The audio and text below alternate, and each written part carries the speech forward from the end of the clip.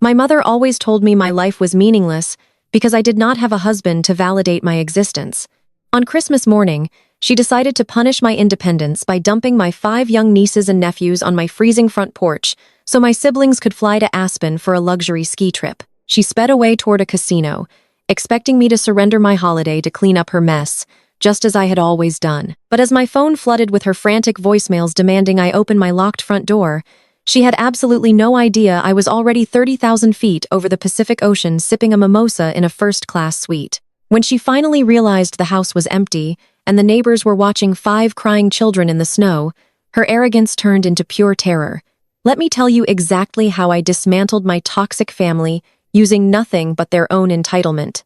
The air inside the Delta One cabin was perfectly climate-controlled and smelled faintly of lavender and expensive leather. I adjusted my seat into a fully reclined position and let the soft hum of the jet engines wash over me.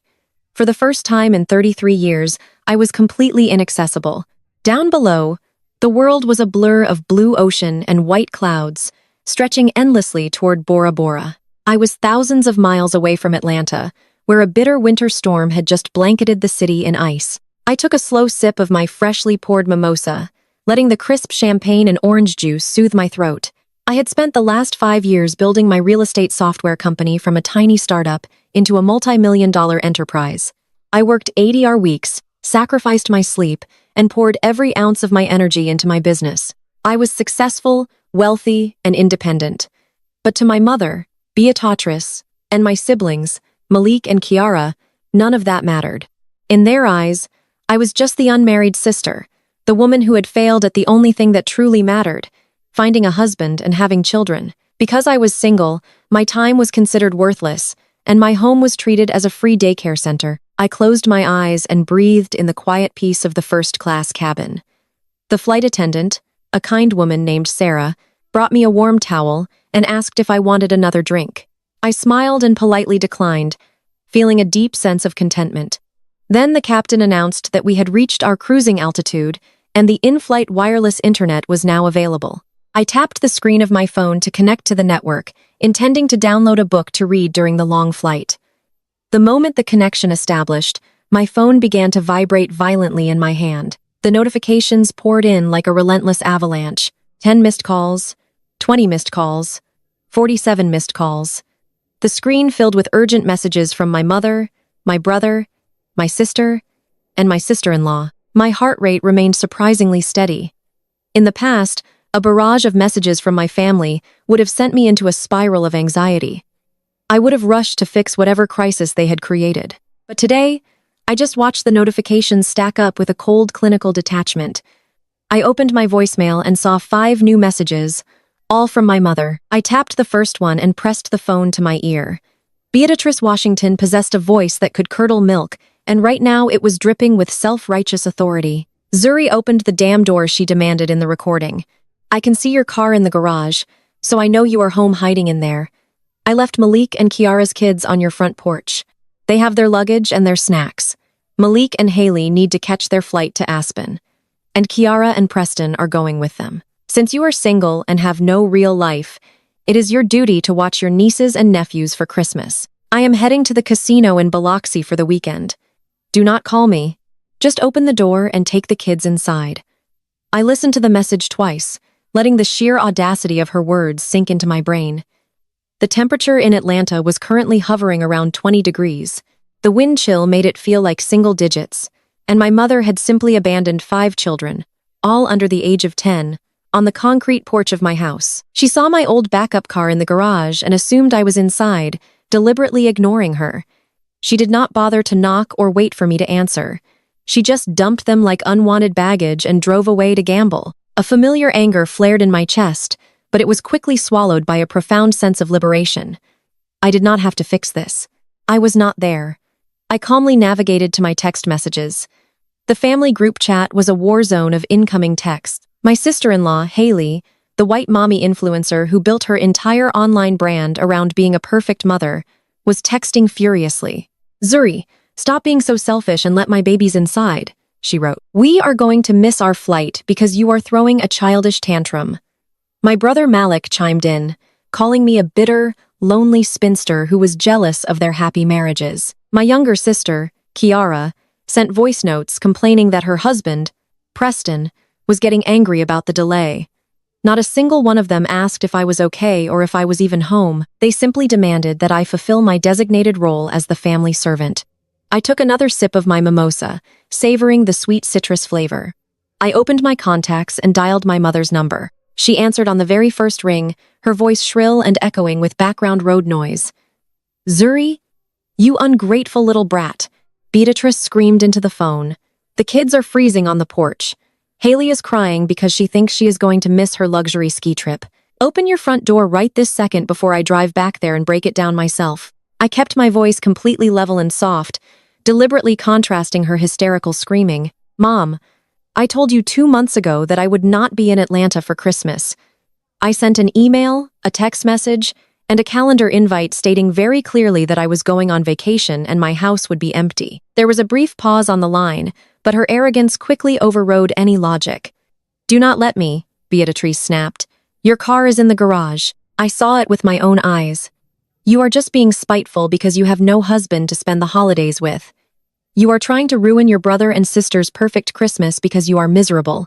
Stop playing games and let your nieces and nephews inside." "Mom," I said, speaking very slowly and clearly so there could be no misunderstanding. "I took an Uber to the airport early this morning. The car in the garage is my old sedan. I am currently 30,000 feet in the air, flying over the Pacific Ocean on a direct flight to Bora Bora. I will not be back in the United States for 2 weeks. My house is locked, the alarm is set, and nobody is inside." The silence that followed was absolute. I could practically hear the gears grinding in her head as she tried to process the reality of my words. The background noise of her car engine seemed to grow louder in the quiet. "What do you mean you are on a plane?" She finally stammered her voice, losing its authoritative edge and dropping into a register of genuine panic. "Zuri, tell me you are joking. Tell me you are inside that house." "I am not joking, Mom," I replied, tracing the rim of my glass with my finger. "You just left 5 young children alone on a freezing porch in 20 degrees weather outside a completely vacant house. I believe the police and child protective services define that as child abandonment. If any of those neighbors see them crying in the snow, they will call the authorities." I could hear the sudden screech of tires through the phone as Beatrice slammed on her brakes. The sharp sound of a horn blaring indicated she had abruptly swerved on the highway. "Oh my God." She breathed, the self-righteous matriarch completely gone now, replaced by a terrified old woman. "Oh my God, Zuri, you have to call someone. Call your neighbors. Call a locksmith. You have to get them inside. I am an hour away on the interstate. I cannot turn around right now. The traffic is too heavy." "Why is that my problem?" I asked, leaning my head back against the soft leather seat. "You created this situation by treating me like an unpaid employee. You assumed you could dictate my life because you do not respect my independence. You abandoned your grandchildren to go play slot machines. You need to figure out how to fix it because I am going to turn off my wireless connection and take a nap." Before Beatrice could respond, there was a chaotic shuffling sound on the other end of the line. Voices shouted in the background, and the phone was snatched away. Suddenly, the deep, arrogant voice of my white brother-in-law, Preston, BM'd through the speaker. Preston worked in finance and carried himself with a sickening superiority complex, always acting as if his presence in our black family was some sort of charitable gift. He constantly belittled my business and treated my sister Kiara like a trophy. "Listen to me, you arrogant nobody." Preston growled into the phone. "You are going to call your security company and unlock that front door remotely right now. You are going to let our kids inside to wait where it is warm. Do you have any idea how much money I spent on these non-refundable first-class tickets to Aspen? Do you know who I am? If we miss our flight because of your petty little stunt, I will personally sue you for the cost of the trip and emotional distress. I will make sure your pathetic little software company is ruined. Do not mess with me, Zuri." I listened to a white man threaten me, demand my labor, and insult the multi-million-dollar company I had built from nothing, all while his children were freezing on my porch because of his own negligence. The sheer entitlement was breathtaking. I did not raise my voice. I did not match his anger. I simply smiled at the beautiful blue ocean far below me. "Preston," I said, my voice dropping to a whisper of pure venom, "if you ever speak to me like that again, I will ensure you never work in finance again." You have exactly 30 minutes to rescue your children from my property before the automated security cameras alert the local precinct to a trespassing and child neglect incident. Have a wonderful trip to Aspen." I pressed the red button to end the call. I took a deep breath, letting the silence of the airplane cabin wrap around me. For years, I had swallowed their insults. For years, I had paid their bills, quietly, tolerated their disrespect, and allowed them to use my home as a dumping ground. They believed I was weak because I chose peace over conflict. They believed my lack of a husband made me a failure. They had no idea that behind my quiet demeanor, I had amassed enough wealth, power, and legal leverage to dismantle their entire lives. And as I set my phone face down on the tray table, I knew this was only the beginning of their nightmare. I stared at the blank screen of my phone, imagining the absolute chaos unfolding on the icy streets of Atlanta. My front porch was expansive, covered in gray slate tiles that turned into blocks of ice during winter storms. There was no shelter from the biting wind out there. I pictured my oldest nephew, Marcus, who was only 9 years old, trying to keep his 4 younger cousins warm while they huddled together among their hastily packed duffel bags. The thought of the children's suffering caused a brief twinge of guilt in my chest, but I quickly ruthlessly pushed it down. This was not my fault. This was the direct result of Haley and Kiara prioritizing a luxury ski resort over the safety and well-being of their own offspring. It was the result of Malik and Preston believing they were entitled to my time and resources without ever having to ask for permission. I thought back to this previous Christmas when I had hosted the entire family. I spent 3 days cooking a massive feast, buying expensive gifts for every single child, and decorating the house to look like a holiday magazine spread. When they arrived, Preston had immediately complained about the brand of scotch I purchased, while Haley spent the entire evening filming content for her Instagram page, forcing her children to pose in front of my fireplace while completely ignoring me. At the end of the night, Beatrice had pulled me aside into the kitchen, not to thank me, but to deliver a harsh lecture. She told me the dinner was adequate, but pointed out that a woman my age should be cooking for a husband, not desperately trying to buy the affection of her siblings. She actually looked around my beautifully renovated kitchen and sighed, saying it was such a shame that a house this big was wasted on a woman who would die alone. That was the exact moment the emotional cord connecting me to my family finally snapped. I realized that no amount of financial success, no level of generosity, and no degree of accommodation would ever make them respect me. To them, my wealth was merely a resource to be exploited, and my single status was a weapon they could use to keep me subservient. I had spent the last 12 months quietly preparing for this exact day. I structured my investments, locked down my assets, and untangled myself from their messy financial lives. I was no longer the reliable doormat. I was a phantom sitting in the sky watching them fall into a trap they had built with their own hands. The flight attendant walked down the aisle checking on the passengers. She offered me a warm smile and asked if I cared for a refill. I handed her my empty glass and requested a glass of sparkling water instead. My mind was sharp, focused, and calculating the next moves in this intricate game of chess. I knew Preston was furious, not because of his children, but because his fragile ego could not handle being told no by a black woman he considered beneath him. I knew my mother was panicking because her entire identity was built on the illusion of control. And I knew Haley was probably already trying to figure out how to spin this disaster into a victim narrative for her online followers. They thought they were dealing with the old Zuri. The Zuri who would cry and apologize just to keep the peace. The Zuri who would remotely unlock the door and hire a premium babysitting service to watch the kids so her brothers could go skiing. But that woman no longer existed. In her place was a chief executive officer who managed hundreds of employees, negotiated million-dollar contracts, and ruthlessly eliminated liabilities from her life. And my family had just officially become a liability. I picked up my phone one more time before putting it away.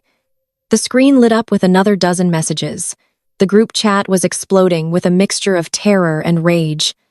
I did not open them. I did not need to read their desperate attempts to regain control of a situation that had already slipped through their fingers.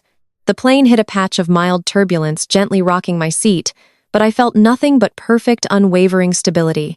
I closed my eyes, pulled a soft cashmere blanket over my legs, and drifted into the most peaceful sleep I had experienced in my entire life, leaving them to face the freezing consequences of their own choices. The soft hum of the jet engines should have been my lullaby, but my peace was violently interrupted.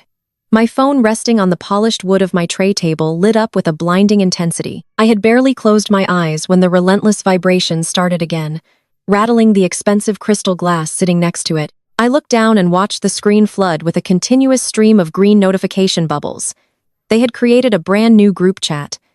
The title of the chat was simply an angry red face emoji. I sighed and picked up the device, feeling the cool metal against my palm. The sheer volume of messages pouring in was staggering even for them. It was a digital firing squad orchestrated by the very people who shared my blood and the people who married into it. I tapped the screen to open the thread and was immediately met with a wall of pure vitriol. Malik was the first to unleash his fury. My older brother had always possessed a terrifying temper, especially when his authority was questioned. He typed in rapid succession, calling me a bitter, lonely spinster who was completely jealous of the beautiful families they had built. He said my wealth meant nothing if I had no one to share it with, and that my actions today proved I was destined to die alone. Kiara, my younger sister, followed right behind him, echoing his cruelty. She called me an unnatural woman, a cold-hearted witch who hated children because I could not find a man to give me my own. She typed paragraph after paragraph detailing how she was shivering in the driveway, trying to keep her 3 babies warm while I selfishly abandoned my blood for a meaningless vacation. They weaponized my single status just as they always did, using it as the ultimate insult to deflect from their own monumental failures as parents. Then came Preston, my white brother-in-law, typed with the distinct arrogance of a man who believed the world owed him everything. He did not care about the freezing children. He only cared about his bruised ego and his disrupted schedule. He demanded that I stop acting like an emotional teenager and fix the problem immediately. I told me I was embarrassing myself and that if I had any sense of family values, I would have hired a professional service to wait at my house to receive his children, since I was apparently too busy taking a pathetic solo trip. He actually typed the words that I needed to remember my place in the family hierarchy. He reminded me that he was a senior vice president in finance and that my behavior was unacceptable for someone who claimed to be a professional. Haley, my sister-in-law, was the most frantic of them all. Her messages were a chaotic mix of insults and demands. She was a lifestyle influencer on social media who spent her entire existence curating a fake reality of perfect motherhood. Her texts revealed her true colors. She called me a psycho and a monster. She demanded to know how I could be so cruel to her perfect angels. She complained that the freezing wind was ruining her hair and that she was going to miss her first-class flight to Aspen. She said I was intentionally sabotaging her brand because I was a miserable woman who had nothing going for her except a boring desk job. Reading their vicious words, I did not feel the familiar sting of rejection. I did not feel the urge to cry or defend myself. Instead, I felt a profound cold clarity wash over me. Their insults were not new. They were just louder versions of the disrespect I had endured for the last 10 years. As I stared at the glowing screen of my phone, my mind drifted back to the launch day of my software company. It was the most important day of my professional life. I had spent 2 years writing the code, building the architecture, and securing the initial seed funding for my real estate management platform. I had rented a beautiful event space in downtown Atlanta to celebrate the launch with potential investors and industry leaders. I had purchased a stunning white suit for the occasion, and I had invited my entire family, hoping they would finally be proud of me instead. On the very morning of my company launch, Haley had driven up to my apartment and unbuckled her 2 toddlers from their car seats. She walked right through my front door, handed me a diaper bag, and announced she had a last-minute brand collaboration photo shoot that she simply could not miss. When I told her I had my launch event in 3 hours and could not watch her children, she had rolled her eyes. She told me my little tech party could wait, but her sponsor was paying her real money. She left the kids in my living room and drove away. I spent the morning of my launch wiping spit up off my clothes and trying to keep 2 toddlers from destroying my home. I missed my own opening presentation. My lead developer had to speak in my place. When my family finally returned that evening, nobody apologized. Malik told me I should be grateful for the practice, since I was getting older and my biological clock was ticking. The disrespect did not stop there. I remembered the Thanksgiving dinner 2 years later when my company had just secured its first major enterprise client. I was so excited to share the news at the table. I proudly announced that my software was now being used by 3 of the largest property management firms in the Southeast. I expected a toast or maybe a simple congratulations. Instead, Preston had laughed out loud. He swirled the expensive scotch I had purchased for him and looked at me with a condescending smirk. He told the entire table that it was cute. I had a little coding hobby for women. He said the tech world was a playground for real men with real capital, and that I should probably sell my little app before the big boys crushed me. He advised me to take whatever pennies I could get and invest them into a good mutual fund, which he generously offered to manage for a modest fee. My mother had nodded in agreement, telling me to listen to Preston because he was a successful provider and knew how the real world worked. I had swallowed my pride that day. I had smiled and passed the mashed potatoes, burying my fury deep inside my chest. I had let them believe they were superior because I thought keeping the peace was more important than demanding respect. But keeping the peace had only taught them that they could abuse me without consequences. They believed my silence was submission. They had no idea that my cute little coding hobby was currently generating more revenue in a single month than Preston and Malik made in an entire year combined. They had no idea that the woman they were calling a failure was sitting on a mountain of wealth that could buy and sell their entire lives 10 times over. A new message popped up on my screen, pulling me back to the present moment. It was from Haley. The text was long and filled with aggressive demands. "Zuri, you listen to me right now," she wrote. "The boarding gates for our flight to Aspen close in exactly 2 hours. We are stuck in your driveway trying to figure out what to do with these kids because you decided to be a selfish monster. These tickets cost $15,000, and they are completely non-refundable. If we miss this flight because of your little stunt, I am making you pay for the tickets. I will take you to small claims court. I will sue you for every penny you have. You owe us $15,000 right now. Send it through a wire transfer immediately to compensate for ruining our family Christmas." I stared at the demand for $15,000. Haley genuinely believed she could extort money from me to cover the cost of a luxury vacation she was trying to take while abandoning her children. She believed I would simply open my bank app and transfer the funds out of guilt or fear. She thought her threats of legal action would intimidate me. I looked at the long thread of insults, the racial microaggressions from Preston, the cruel jabs from my siblings, and the sheer delusion of my sister-in-law. I did not write a paragraph defending myself. I did not engage with their legal threats. I did not explain that a judge would laugh her out of court for trying to sue the sister she just dumped her kids on. I simply tapped the emoji keyboard, selected the classic thumbs-up symbol, and hit send. A single thumbs up, a universal symbol of complete and utter unbothered dismissal. I sent it into the chat and watched the little bubble appear at the bottom of the screen. The reaction was instantaneous. I could almost feel the heat of their rage radiating through the digital connection. Malik immediately typed that I was a dead woman to him. Kiara sent a voice note of herself screaming into the phone, calling me a sociopath. Preston typed a long string of profanities threatening to come to my house and break the windows. I simply watched the messages scroll by, feeling a profound sense of calm. I had given them exactly what they deserved, which was absolutely nothing.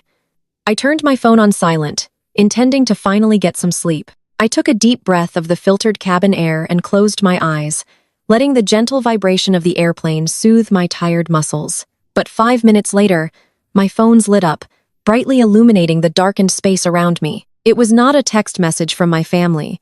It was an automated notification from Instagram.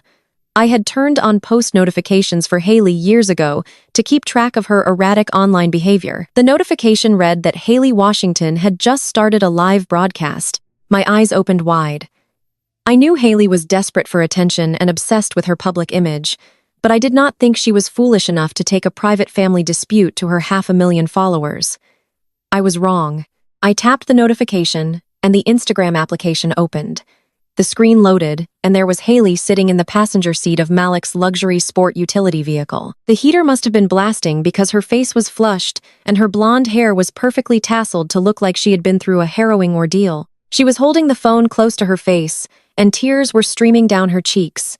The tears looked incredibly genuine. She had always been an excellent actress.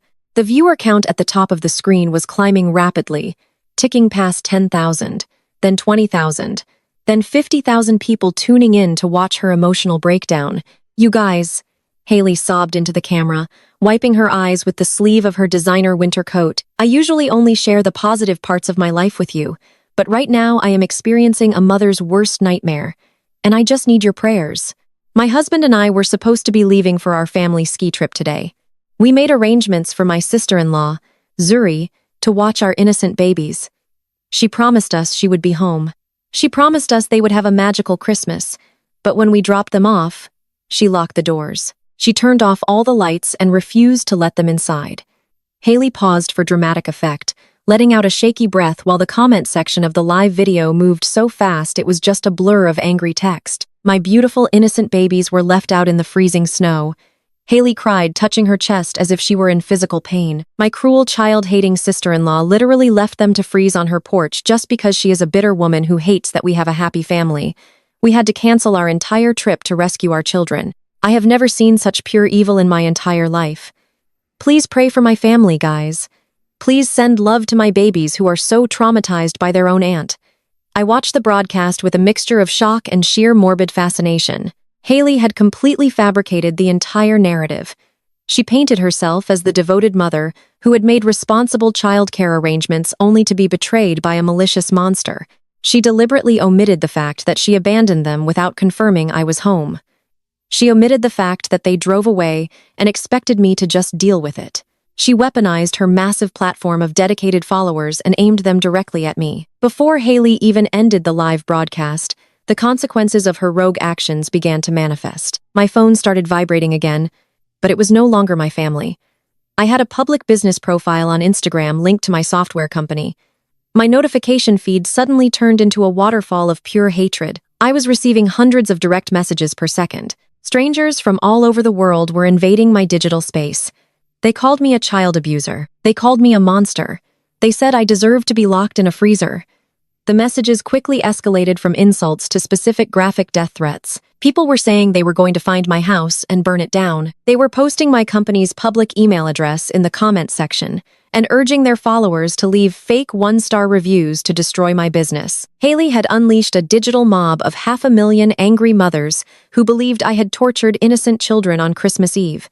She thought she had won. She thought she had effectively destroyed my reputation and my livelihood as punishment for ruining her ski trip. She believed her tears and her white woman victimhood would completely obliterate my life. I sat in my first-class seat staring at the endless stream of death threats flooding my phone. The situation had escalated far beyond a petty family dispute. It was now a direct attack on my safety, my brand, and the multi-million-dollar empire I had built. I locked my phone and took a long, slow breath. Haley wanted to play a public game of destruction. She wanted to use technology to ruin my life. But she had forgotten one very crucial detail. I was the one who built technology for a living, and I had the ultimate counterstrike waiting quietly in the cloud. The notification badge on my email application shifted from a small red circle to a rapidly expanding number. It was not just the angry mothers from the internet anymore. My primary business account was receiving automated alerts from the server. Investors were starting to notice the digital firestorm. A partner from a venture capital firm I had been courting for my Series B funding sent a highly guarded message asking for an urgent phone call regarding a public relations crisis. Another angel investor forwarded a screenshot of Haley crying on her live feed asking if my company was about to face a legal investigation for child endangerment. The sheer velocity of the cancellation was fascinating to watch from a purely analytical perspective. Haley had mobilized her entire following in less than 20 minutes. She knew exactly which psychological triggers to pull to make her audience blind with maternal rage. Her followers did not care about facts or context. They did not care about the logistical impossibility of me locking children out of a house while I was sitting on an airplane halfway across the world. They only saw a blonde, weeping mother holding a phone and decided that the black sister-in-law was the ultimate villain. I watched the investor emails stack up next to the death threats and felt a profound quiet settle over my mind. They expected me to issue a groveling public apology. They expected me to beg for mercy and transfer whatever funds Haley demanded just to make the nightmare stop. The internet mob was demanding my immediate termination from my own company. People were finding my personal address and posting it in public forums, encouraging locals to go to my property and rescue the frozen children themselves. The level of mass hysteria Haley managed to generate was a testament to how easily a false narrative could destroy a life if left unchecked. But I refused to panic. I took a slow breath of the recycled cabin air and opened my secure home management application instead. I had personally designed the security architecture for my property in Atlanta. It was not a standard off-the-shelf alarm system that could be easily bypassed. It was a comprehensive web of high-define cameras, motion sensors, and environmental monitors, all linked to a private server I controlled from my laptop or phone. The interface loaded smoothly on my tablet despite the satellite internet connection over the Pacific Ocean. I navigated past the interior environmental controls and selected the external surveillance archives. I pulled up the front porch camera and the driveway wide-angle lens. The application asked for my decryption key, and I typed it in, watching as the timeline of the morning materialized on my screen. I scrolled back to the exact window of time when my mother claimed she was desperately trying to get my attention. The timestamp read 8:45 inches the morning. The temperature overlay showed it was a brutal 19 degrees outside, with wind gusts that knocked the patio chairs against the railing. I hit play and watched the high-definition footage render in perfect clarity. I watched my own family orchestrate a scenario that could have resulted in a tragedy, all for the sake of a ski trip. The video started with my mother pulling her sedan into my driveway. Her car jerked to a stop right in front of the steps. The camera resolution was so crisp, I could see the angry puff of exhaust pluming in the freezing air. Beatrice stepped out of the vehicle wearing a heavy wool coat and instantly started shivering. She walked around to the passenger doors and yanked them open. One by one, she began pulling my nieces and nephews out of the back seat. My oldest nephew, Marcus, tumbled out first, looking confused and rubbing his arms against the cold. The younger ones followed, wearing winter jackets that were nowhere near thick enough for the severe weather drop that had hit the city overnight. Beatrice did not look at the camera. She did not walk up to the door to knock. She did not peek through the front windows to see if I was awake. She simply grabbed 5 small duffel bags from her trunk and tossed them onto the icy slate tiles of my porch. The youngest girl started crying the moment her feet hit the frozen ground, but my mother did not even bend down to comfort her. She just pointed a finger at the door, said something sharp that the audio picked up as a muffled command to wait, and got right back into her car. She threw the vehicle into reverse and sped out of the driveway without a single backward glance. But that was not the most damning part of the footage. I switched the view to the wide-angle camera pointing toward the street and zoomed in on the opposite side of the road. Parked partially behind a large oak tree was a massive black luxury sport utility vehicle. It was Malik and Haley. They had been sitting there the entire time. I watched the 4K video play out as my mother abandoned their children on my porch. Malik was in the driver's seat, and Haley was in the passenger seat holding her phone up. I enhanced the image, focusing directly on the windshield of their vehicle. They were not panicking. They were not worried about the freezing temperature. Haley was laughing. She was literally laughing and filming my mother driving away. They waited in their heated car, watching their own children shiver on my porch, just to make sure Beatrice successfully dumped them before they headed to the airport for their luxury vacation. Haley orchestrated the entire scenario. She knew I was not answering the door.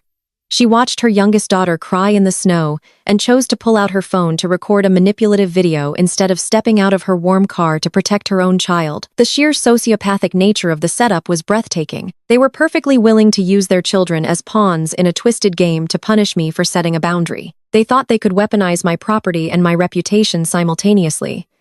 I paused the footage and took a high-resolution screenshot of my mother peeling out of the driveway while the kids huddled on the porch. I took a second screenshot, zooming in perfectly on Malik and Haley, sitting in their warm vehicle across the street watching it happen. I downloaded the short video clip, compressing it, so it would send quickly over the airplane network. I opened the family group chat, which was still buzzing with messages from Kiara and Preston, demanding that I wire them compensation money for their ruined holiday. They were still insisting that I was the villain of this story. I ignored their noise and typed a single message directed solely at my sister-in-law.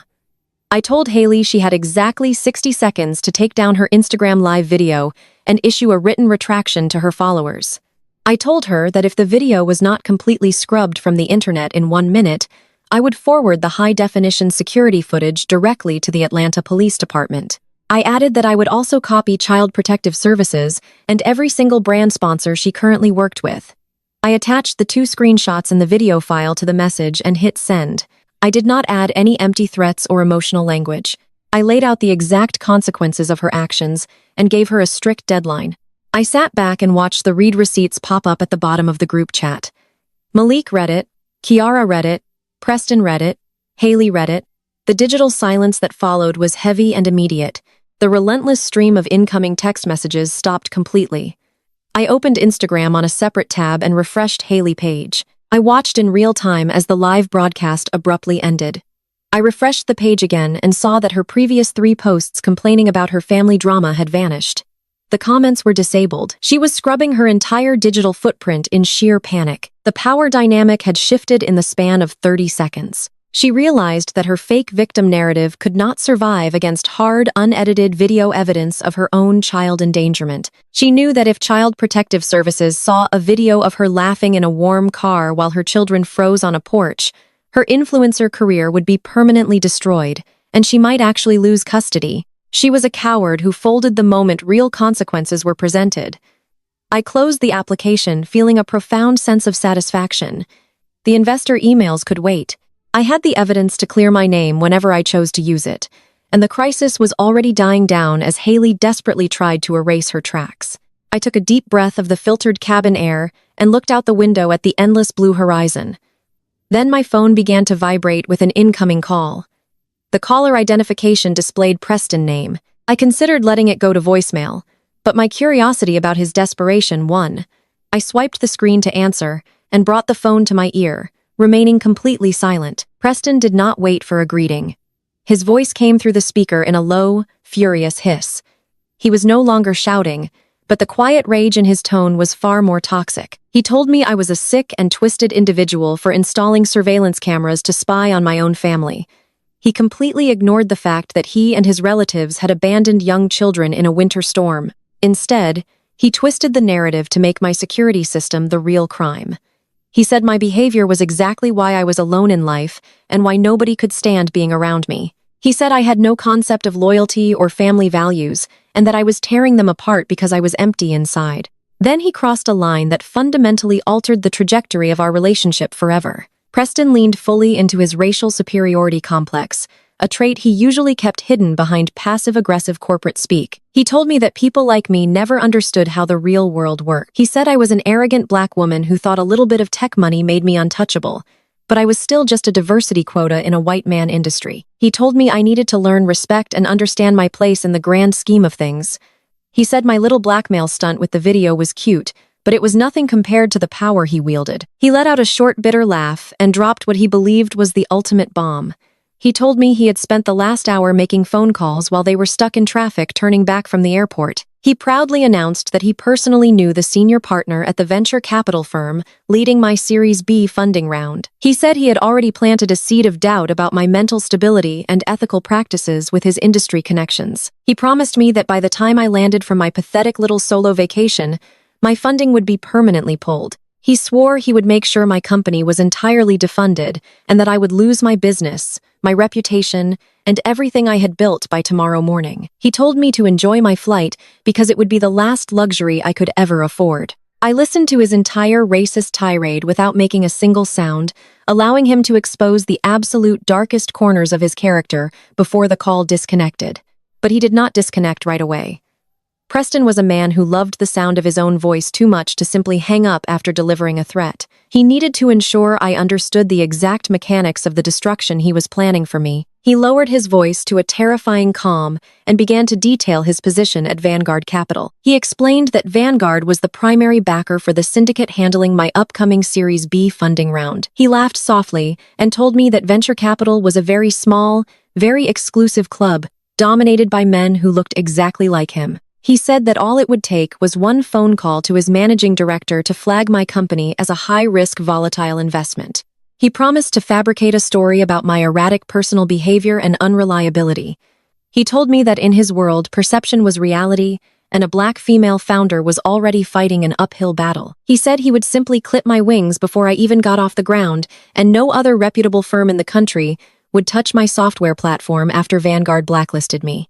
He spoke with such profound confidence, completely oblivious to the reality of who he was actually speaking to. After laying out his elaborate plan for my professional ruin, Preston offered me what he called a generous way out. He said he was a reasonable man who understood the value of a quick settlement. He demanded $50,000. He did not ask for it. He commanded it as if he were collecting a debt I rightfully owed him. He broke down the cost of the ruined Aspen vacation, the non-refundable first-class tickets, the luxury cabin rental, and added a premium for the severe emotional distress I had caused his perfect family on Christmas Day. He told me to consider it a very cheap consulting fee to keep my business alive. He gave me exactly 2 hours to wire the funds to his personal offshore account before he made the call to his partners. He said if I transferred the money immediately, he would graciously forgive my child abandonment stunt and smooth things over with the family. The sheer audacity of him trying to extort money from me while standing in my driveway was almost impressive. In the background of the call, I could hear the chaotic sounds of my mother moving closer to the phone. Beatrice grabbed the device, and her voice came through trembling with a mixture of fear and misplaced authority. She begged me to just send Preston the money. She told me that Preston was a powerful white man in the finance industry and that I was being foolish for trying to stand up to him. She said I needed to make peace with the family and that $50,000 was a small price to pay to keep a man like Preston from destroying my life. She actually told me to apologize to him and beg for his forgiveness because my stubborn independence was going to leave me bankrupt and alone. She reminded me that he was the only successful man in our family circle and that we needed to protect his image at all costs. She reinforced every toxic dynamic she had ever created, sacrificing her own daughter to appease the ego of an arrogant son-in-law just to maintain the illusion of family harmony. She begged me to just be a good girl and open my wallet to save their holiday. I did not say a single word in response to her pleading. I simply pressed the red end call button on my screen and slid the phone into my designer tote bag. I closed my eyes and let the silence wash over me again as the pilot announced our final descent into French Polynesia. The contrast between the freezing, toxic chaos I had just muted in Atlanta and the warm, tropical paradise waiting for me outside my window was almost poetic. I had spent years trying to earn their respect through quiet generosity and endless patience. I had convinced myself that if I just worked hard enough and provided enough support, they would eventually see my value. But listening to Preston extort me while my mother begged me to submit to his abuse shattered any remaining illusion I held about my family. They did not want a daughter or a sister. They wanted a compliant resource. When the plane finally touched down on the remote error strip, the transition was beautifully seamless. I was escorted by a private concierge through a dedicated customs line, bypassing the crowded terminal entirely. They ushered me onto a sleek, luxury speedboat that cut across the crystal-clear turquoise water toward my exclusive resort. The warm, tropical breeze carried the scent of blooming tiare flowers and sea salt, completely erasing the lingering tension in my shoulders. The deep blue of the ocean sparkled under the mid-afternoon sun, offering a stark visual contrast to the icy sleet currently trapping my relatives in a cramped vehicle back home. I stepped off the boat onto the polished wooden arrival dock and was greeted by the resort staff who placed a fresh flower lei around my neck and handed me a chilled lavender-scented towel. They drove me in a quiet electric cart down a long meandering boardwalk that stretched far out over the pristine lagoon.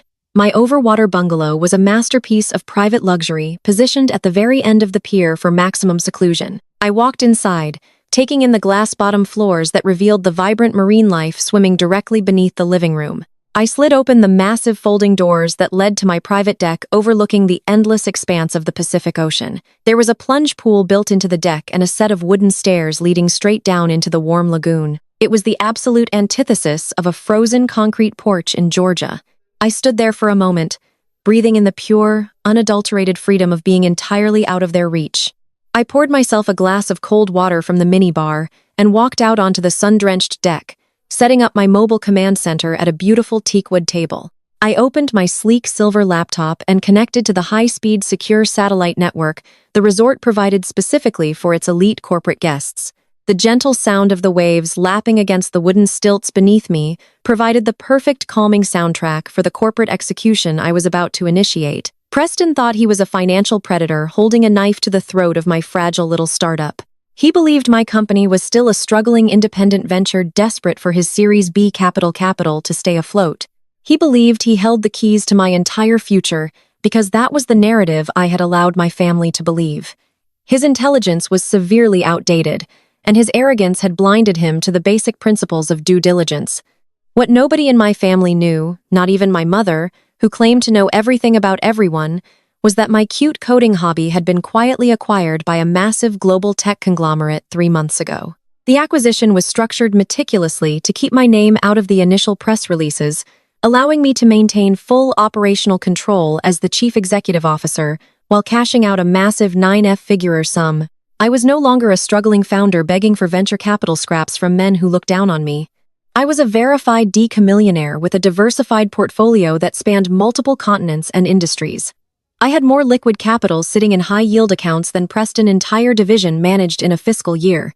I opened my encrypted financial dashboard and authenticated my identity through a dual biometric security scan. The screen loaded seamlessly, displaying a complex web of holding companies, offshore trusts, and silent partnerships I had built with my wealth management team to protect my assets from the exact type of extortion my family was currently attempting. I navigated to the portfolio of my primary holding firm, the one I specifically used to invest the bulk of my acquisition payout. I clicked on the Equity Distribution tab and scrolled down to the banking and finance sector.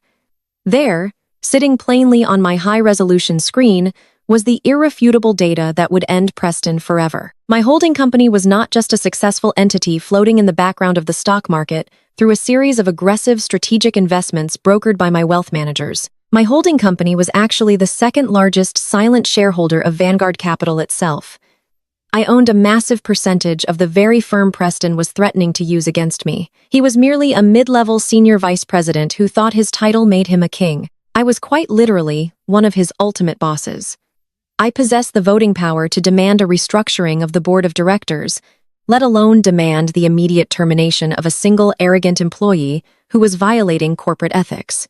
I opened a new secure email, draft, and addressed it directly to the chief executive officer of Vanguard Capital, a man named Richard, whom I had dined with in New York just 2 weeks prior to discuss long-term strategic growth. But I was not just going to send a casual email complaining about an employee making racist threats and attempting to extort $50,000 from a major shareholder. Preston had demanded total destruction, and I was going to deliver it with surgical precision. I wanted to leave no room for quiet resignations or generous severance packages. I wanted a public, catastrophic professional execution. I minimized the email draft and opened a hidden encrypted folder on my hard drive. This folder contained information forwarded to me by a brilliant forensic accountant I had hired on retainer months ago. I had asked the accountant to look into Preston when he first started bragging about his massive unaccounted bonuses at family dinners, while simultaneously asking Malik for short-term loans. The accountant had easily traced Preston's careless digital footprint, revealing a stunning pattern of financial crimes. I attached a comprehensive 60-page dossier of irrefutable proof showing that Preston had been systematically embezzling client funds through a complex web of shell accounts to pay for his lavish lifestyle. The documentation showed exactly how he funded his luxury vehicles, his country club memberships, and specifically, the $15,000 non-refundable tickets for the Aspen ski trip he was currently crying about. I drafted the email with cold, professional detachment, detailing his financial crimes, his attempt to extort $50,000 from a private citizen, and his use of the Vanguard company name to issue racially motivated threats against a female founder. I attached the audio recording of the phone call, which my security software had automatically archived. I clearly stated that as the second-largest shareholder, I expected immediate termination and full cooperation with federal authorities regarding the embezzlement. I took a moment to reflect on the sheer irony of the situation. Preston had spent years sitting at my dining room table, eating the food I purchased, and drinking the wine I poured, all while looking down his nose at me. He had convinced my sister Kiara that his white-collar job made him inherently superior to the rest of us, and my mother had eagerly bought into that exact same narrative. They had all bowed down to the illusion of his wealth, while completely ignoring the reality of mine. He thought he could crush me with a single phone call because he could not fathom a world where I held more power than he did. He was about to learn the most painful lesson of his entire life, and he was going to learn it while standing in a freezing driveway holding a worthless plane ticket he bought with stolen money. I checked my internet connection one last time to ensure the large attachment files had fully uploaded to the secure server. The progress bar hit 100%, turning solid green across my screen. I took one final sip of my sparkling water, feeling the cool condensation on the outside of the glass. I dragged the mouse pointer directly over the sand icon, the notification chime on my laptop, chimes softly blending perfectly with the sound of the ocean breeze rustling the palm leaves outside my bungalow. I opened the email from Apex Holdings confirming that the formal 30-day notice of eviction had been successfully dispatched to Malik and Haley email addresses. A physical copy would be posted on the front door of the Buckhead mansion by a process server first thing tomorrow morning. I closed the laptop screen, feeling a deep, satisfying click. My breathing was slow and steady. The frantic, panicked energy that usually accompanied any interaction with my family was completely absent. I had severed the financial arteries that kept their parasitic behavior alive. Preston was destroyed. Malik was displaced.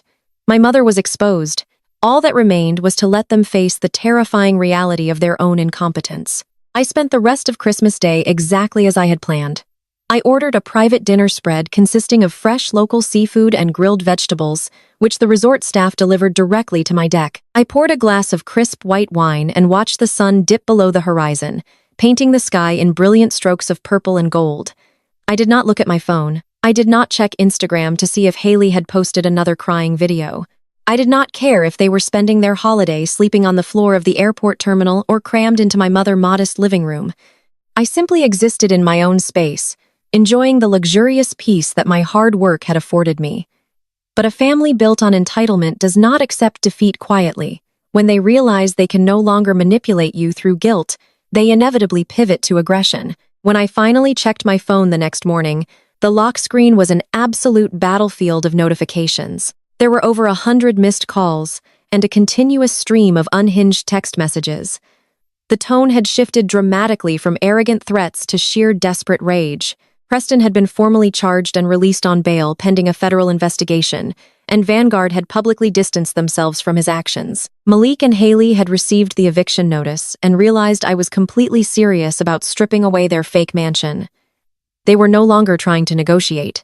They were trying to destroy me. Malik sent texts threatening to come to my corporate office and physically assault me. Kiara left voice notes, sobbing hysterically, claiming I had ruined her children's lives and that she wished I was dead. Preston was a disgraced criminal.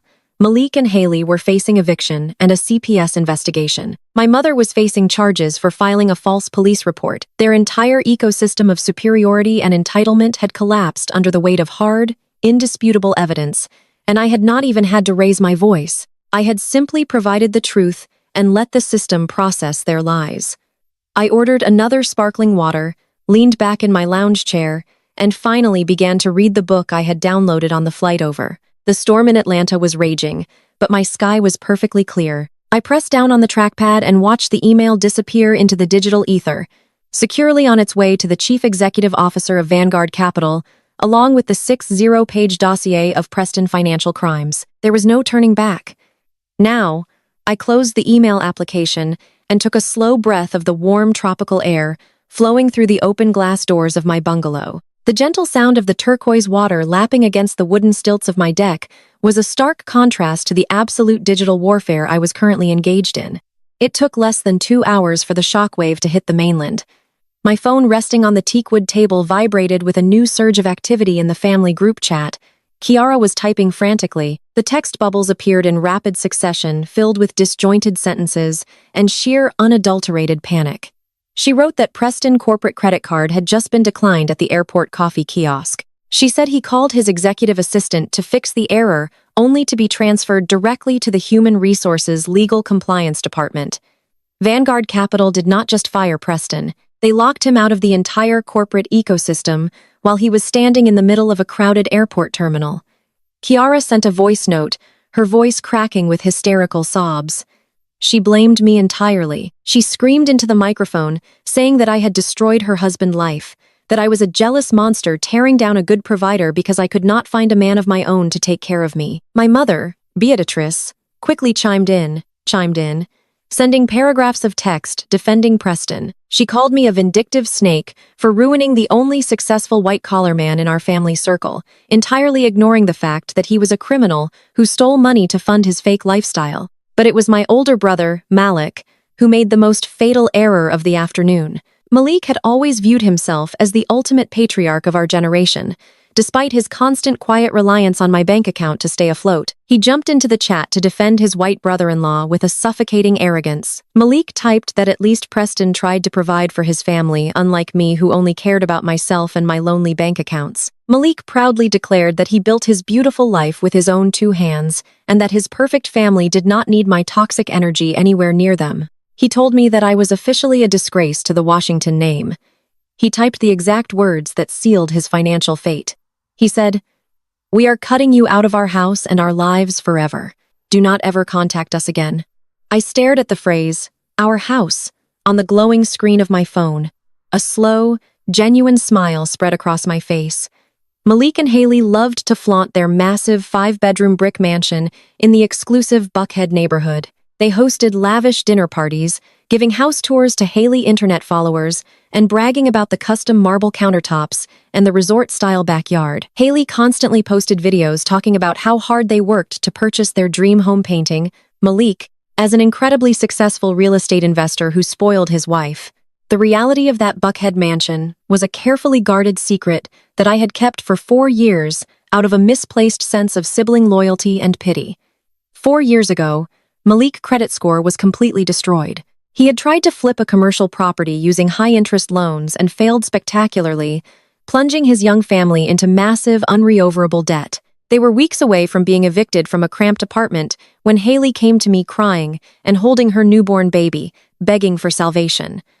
Against my better judgment, I stepped in to save them from ruin. I did not just give them money to rent a new place. I purchased that beautiful 5-bedroom Buckhead mansion entirely in cash through a blind limited liability company that I solely controlled.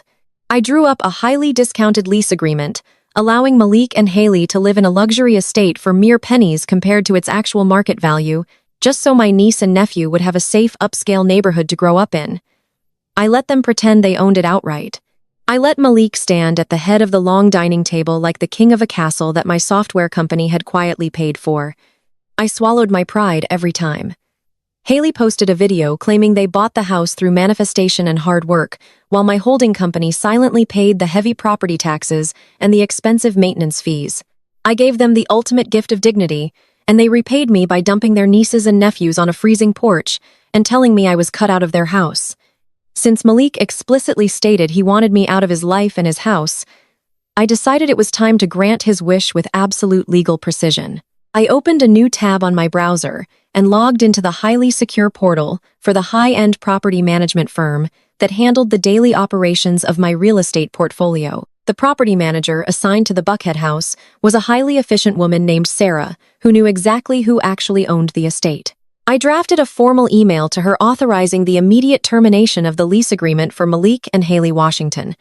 I did not have to invent a reason to evict them. Haley had been handing me lease violations on a silver platter for years. The residential contract strictly prohibited running a commercial business out of the property without written consent and proper zoning permits. Haley had turned the entire finished basement into a commercial photography studio for her influencer brand, regularly having unauthorized vendors, lighting crews, and makeup artists in and out of the residential house. I had ignored it to keep the peace and let her play pretend, but today it was the perfect indisputable grounds for a 30-day notice of eviction. I instructed Sarah to send the electronic notice immediately and to schedule a process server to tape the physical legal documents to their front door by tomorrow morning, so the whole neighborhood could see it. I hit send on the eviction order and watched the confirmation pop up on my screen. Malik and Haley were currently stuck in a cheap budget motel near the Atlanta airport because they had missed their non-refundable luxury flight to Aspen while dealing with the fallout of the Ring camera footage.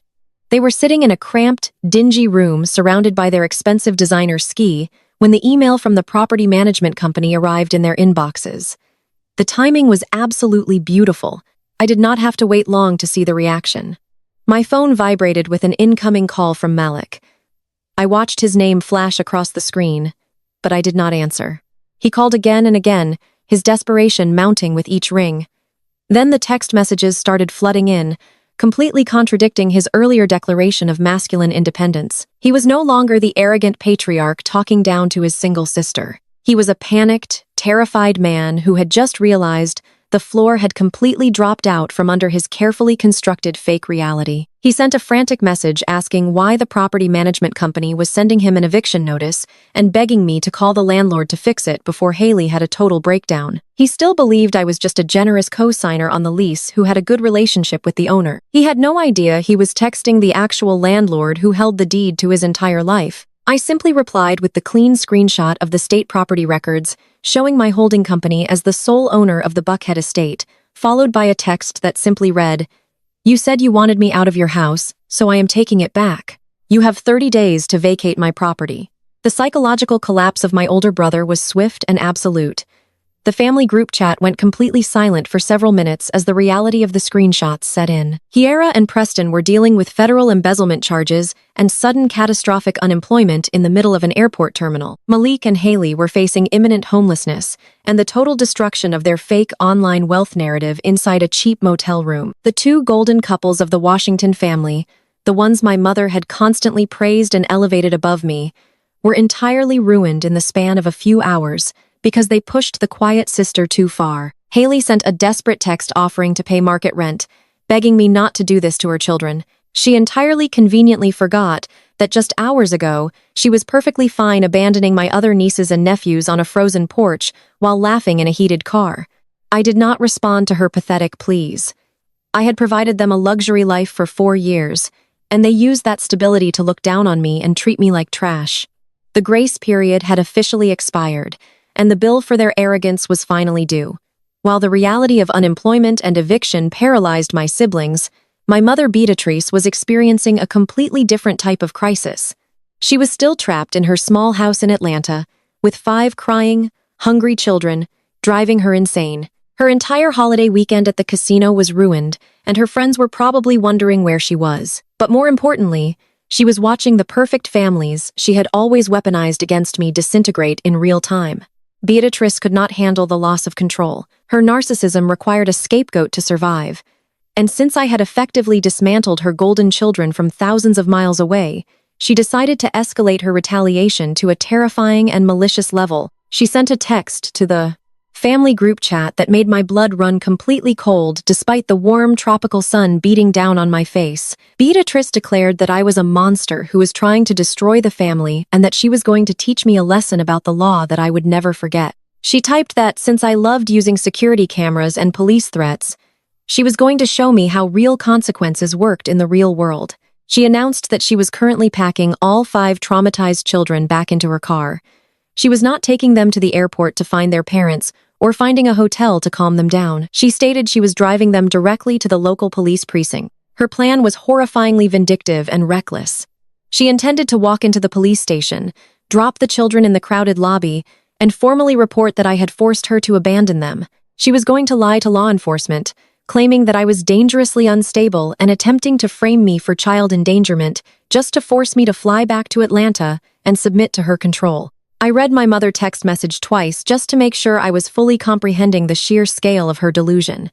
She was actually going to use the Atlanta Police Department as a customer service hotline to complain about her daughter setting a boundary. She was willing to drag 5 innocent, exhausted children into a police precinct on Christmas morning just to execute a petty revenge plot. She thought that bringing law enforcement into the situation would terrify me into submission.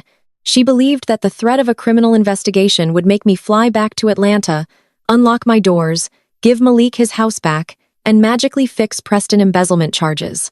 It was a spectacular display of toxic maternal narcissism. She thought she controlled the narrative because she was physically present in the city while I was trapped on a tropical island. She had vastly underestimated the level of infrastructure I had put in place to protect my life and my empire. I did not panic. I did not call the police station crying and begging to explain myself. I opened my contacts and dialed a number I reserved for absolute emergencies. It rang twice before a smooth, professional voice answered. It was Marcus Sterling, the senior partner at the most ruthless, high-profile defense and corporate litigation firm in Atlanta. I kept Marcus on a very expensive monthly retainer for my software company, but his services extended to my personal protection as well. "Marcus," I said, my voice perfectly steady. "Merry Christmas. I need you to go to the local precinct in my neighborhood immediately. My mother is currently in the lobby attempting to file a fraudulent police report claiming I committed child abandonment. She has my nieces and nephews with her." Marcus did not miss a beat. His tone remained crisp and analytical, completely unbothered by the fact that I was calling him on a major holiday. He asked if we had documented evidence to contradict her claims. I told him I had 4K security footage of her dumping the children on my porch and driving away. I told him I had timestamped text messages of her admitting she left them there while I was on a flight. I told him I had messages of her attempting to extort $50,000 from me to make the situation disappear. I also told him I had footage of my brother and sister-in-law watching the abandonment happen from across the street. I uploaded the entire encrypted file to his secure server while we spoke. "Excellent," Marcus said, and I could hear him grabbing his keys in the background. "I will be at the precinct in 20 minutes. I will handle Beatrice and ensure no charges are filed against you. How aggressive do you want me to be with the countermeasures?" I looked out at the brilliant blue water of the lagoon. My family had tried to use the justice system to destroy me. It was time they experienced the very real consequences of filing a false police report. "Marcus," I said softly, "I want you to be entirely legally ruthless. Show the desk sergeant the footage. Explain that my mother is attempting to weaponize the police department to cover up her own child endangerment. Do not hold back." I ended the call and leaned back in my lounge chair. I imagined the scene unfolding in the precinct lobby. Beatrice was likely standing at the front desk playing the role of the exhausted, worried grandmother. She was probably wiping fake tears from her eyes, painting me as the cruel, affluent spinster who hated children. She would tell the officers that I lured them to my house and then lock the doors, trapping the poor babies in the freezing cold. The children would be crying, sitting on uncomfortable plastic chairs wrapped in their winter coats, traumatized by the constant shuffling and shouting of the adults who were supposed to protect them. My mother thought her performance would win over the sympathetic officers. She assumed her status as an older, respectable-looking woman would automatically validate her story. She had no idea a legal predator was currently speeding toward her location. Armed with irrefutable video evidence, I ordered a fresh plate of tropical fruit and watched a small school of silverfish dart around the wooden pillars beneath my deck. I felt no guilt for what was about to happen to her. For decades, she had used guilt as a leash to keep me tied to her demands. She had conditioned me to believe that protecting the family reputation was more important than protecting my own peace. But respect is a two-way street. And the moment she decided to try and put me in handcuffs over her own reckless behavior, she revoked her privilege to call me her daughter. 45 minutes later, my phone rang. It was Marcus. The background noise was quiet, indicating he had stepped outside the precinct to speak with me privately. "The situation has been neutralized. Zuri," he reported, his voice carrying a hint of dark amusement. "I arrived just as your mother was filling out the formal written complaint with a detective. She was putting on quite the performance, sobbing about how you intentionally left the children to freeze. I intervened immediately, introducing myself as your legal counsel, and requested a private viewing of the evidence I brought before they proceeded with any warrants. I asked him exactly what happened when the police saw the truth. Marcus explained that he took the detective into a side office and played the security footage on his tablet.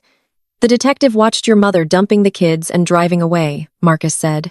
He watched her completely ignore the youngest child crying in the snow. Then I showed him the wide-angle footage of your brother and his wife watching the entire scene from their warm vehicle. I had him read the extortion text demanding $50,000. Marcus paused, and I could hear the satisfaction in his breath. The atmosphere in the room shifted instantly. Missouri. The detective was absolutely furious that his time was being wasted and that a grandmother would lie so brazenly to law enforcement. He marched right back out into the lobby. He informed your mother that not only were they declining to investigate you for any crime, but they were officially opening a criminal investigation into her. My mother was being charged with filing a false police report and reckless endangerment of a minor. The reality of the situation crashed down beautifully. "What about the children?" I asked, staring at the clear blue sky. "That is where the situation escalated to a completely different level," Marcus continued. "Because your mother abandoned the children in freezing temperatures and the legal parents were documented watching it happen from their vehicle before driving toward the airport. The police were legally obligated by state law to contact Child Protective Services. A state caseworker arrived 15 minutes ago. They are currently holding the children in protective custody in the station playroom. Your mother was detained for questioning and had her phone confiscated. They told her she is not leaving the station anytime soon. Haley and Kiara just received the call from the caseworker," Marcus added. "They are absolutely hysterical. Haley and Malik are rushing over from their cheap motel, and Kiara and Preston are in a taxi coming from the airport. The Child Protective Services worker is currently preparing to interview all 4 parents to determine if the children are even safe to return to their custody given the undeniable video evidence of severe neglect. The perfect families were about to have to beg the state to keep their own children, completely shattering their public images forever." I thanked Marcus for his exceptional work and told him to bill me double for the holiday hours. After we disconnected, I sat in the warm sunlight, letting the magnitude of the victory settle over me. Haley had spent her entire morning trying to ruin my reputation on the internet by playing the perfect victimized mother. Now she was going to have to walk into a police precinct and explain to a government social worker why she sat in a heated luxury vehicle and laughed while her own toddlers cried on an icy porch. She would have to explain why catching a flight to Aspen was more important than ensuring her kids were safely inside a house. If any of her followers ever found out that Child Protective Services had to be called to rescue her children, her lucrative career as a family influencer would be completely obliterated. No brand would ever sponsor a woman officially investigated for child neglect. She had built a house of cards, and I had just handed the police the fan to blow it all down. Preston was walking into an even worse nightmare. The arrogant finance bro who loved to belittle my business and boast about his superiority was currently unemployed, facing federal embezzlement charges, and now had to face a police detective regarding his abandoned children. He could no longer hide behind his tailored suits and corporate titles. He was going to be questioned in a sterile interrogation room, stripped of all his unearned power. Kiara would have to sit beside a husband who had just ruined their entire financial future while simultaneously trying to prove she was a fit mother. The sheer humiliation they were about to endure was entirely of their own making. They had always looked down on me because I was single, assuming my life lacked value, because I did not have a husband or children to define my worth. Yet, their marriages were currently imploding in the lobby of a police station. While my solitary life was protecting me in a 5-star resort across the globe, my phone began to vibrate again. It was an incoming call from an unknown local Atlanta number. I deduced it was likely one of my siblings using a phone at the precinct, since they were probably instructed not to contact me directly by the police. I let it ring. They wanted me to save them. They wanted me to call the precinct and drop the camera footage, or tell the social worker it was all a big misunderstanding. They expected the reliable, quiet sister to swoop in and absorb their consequences. I picked up the phone, swiped the screen, and blocked the number without answering. The sun was high in the sky now, reflecting off the crystal water in blinding flashes of light. I stood up from the teakwood table, stretched my arms, and decided it was the perfect time for a swim. The water was waiting, and my family was finally learning what happened when the doormat they stepped on for years suddenly vanished from beneath their feet. The warm salt water of the lagoon was the perfect temperature. I swam for nearly an hour, letting the physical exertion wash away any lingering traces of adrenaline from the morning corporate execution. The water was perfectly clear, allowing me to see the vibrant coral reefs and silverfish swimming directly beneath my private overwater villa. When I finally climbed back onto my wooden deck, wrapped myself in a plush white towel, and picked up my phone, the situation back in Atlanta had transitioned from a legal crisis into a localized domestic nightmare. The Atlanta Police Department and the state social workers must have finally released my relatives from the precinct lobby. They were not behind bars, but they were now confined to a prison of their own making. They had all retreated to my mother house to regroup. Beatrice lived in a modest, cramped 3-bedroom property in a Midwestern-style suburb just outside the city perimeter. I could easily visualize the claustrophobic nightmare unfolding within those cheap drywall boundaries. 5 exhausted toddlers and elementary-age children who had spent their entire Christmas morning crying in a sterile police station would be screaming, running through the small hallways and demanding their holiday presents. Haley and Kiara would be utterly inconsolable, violently mourning the complete destruction of their carefully curated social media lives and the looming, terrifying threat of the active Child Protective Services investigation. Malik would be pacing the worn carpet of the living room, panicking about his impending eviction from the luxury Buckhead mansion he pretended to own. And Preston, the arrogant finance executive who had always believed he was completely untouchable, would be having a total psychological collapse as the reality of his federal embezzlement charges and imminent prison sentence fully materialized in his mind. They desperately needed a target for their massive collective misery. Since they were pathologically incapable of taking accountability for their own disastrous choices, they aimed all their remaining explosive rage directly at me. The family group chat had become a digital war zone. My phone screen was a continuous waterfall of pure, unadulterated hatred. Malik sent threatening text messages saying he was going to fly to French Polynesia and physically drag me back to Atlanta to fix the financial mess I created. Kiara called me a barren witch who was deliberately trying to steal her children through the state foster system because I was empty and hollow inside. Beatrice left rapid-fire voice notes screaming that I had disgraced the Washington family name and that a vengeful God would punish me for disrespecting my elders on a holy day. They still genuinely believed they had the upper hand in the power dynamic. They still thought they could bully me into opening my wallet to repair the catastrophic damage they had inflicted upon themselves. I sat down on my Telewood lounge chair and watched the hateful notifications roll in, feeling absolutely nothing but a cold surgical detachment. Looking at their vicious words, my mind drifted back over the last decade of my life.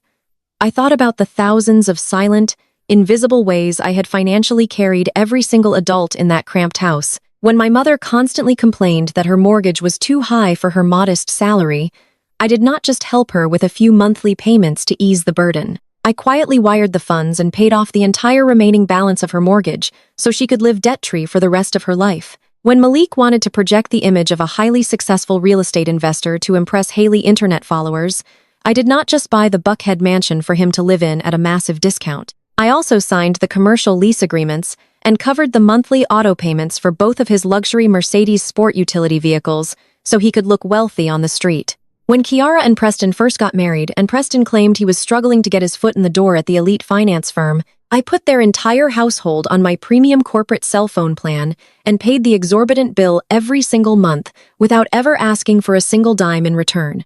I had secretly funded their luxury lives for years, acting as the invisible financial pillar holding up their extremely fragile egos.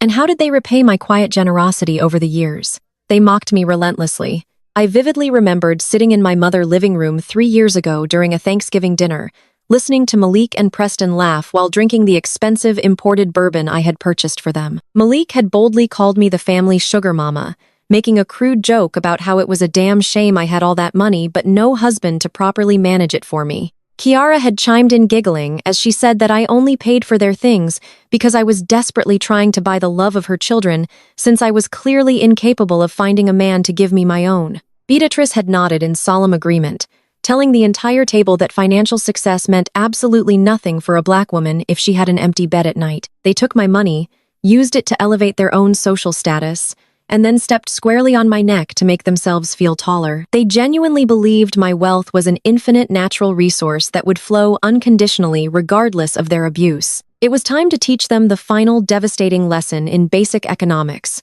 I opened the secure private banking application on my laptop. The interface was sleek and minimalist, displaying the various checking and corporate accounts I used to manage my daily operational expenses. I navigated to the automated payments dashboard. It was a long list of direct debits that I had set up years ago and practically forgotten about.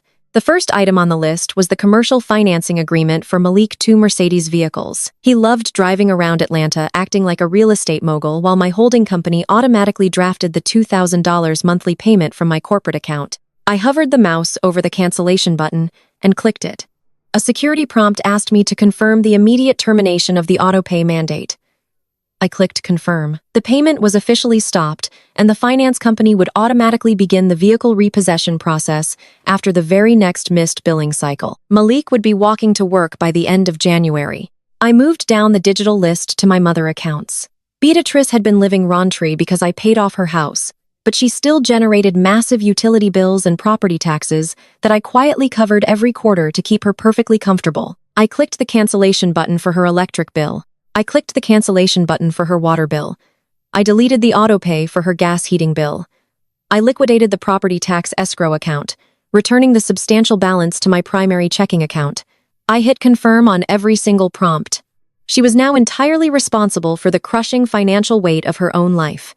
Finally, I scrolled down to the premium corporate cellular plan that connected the entire family to the digital world. I was paying for unlimited ultra-wideband data, international roaming and annual device upgrades for Malik, Haley, Kiara, Preston, and Beatrice.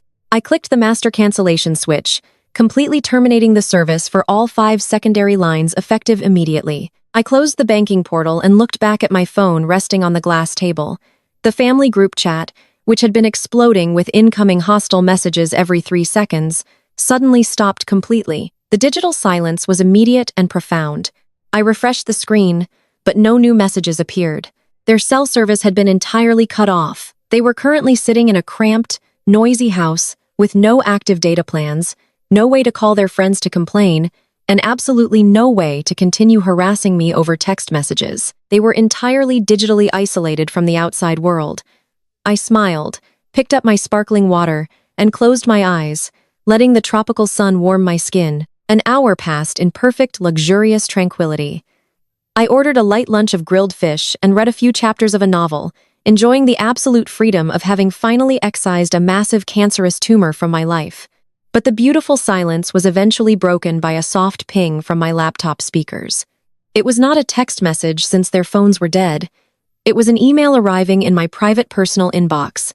I opened the browser and looked at the sender information. It was from an unfamiliar generic webmail account that had likely been created just moments ago, but the subject line told me exactly who it was from. The subject simply read, "You are dead to me."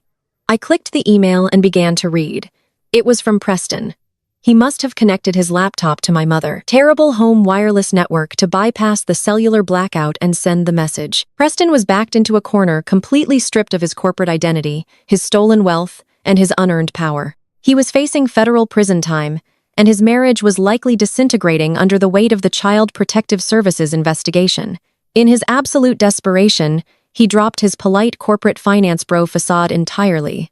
He sent a massive unhinged email directly to me, but in his blind, furious rage, he had made a fatal technological error. He had clicked reply all on an old family email thread regarding a past holiday dinner, accidentally copying Beatrice, Malik, Kiara, and Haley on his message. The email was a disgusting, vile display of unfiltered racism and white superiority. Preston blamed my kind for his total downfall.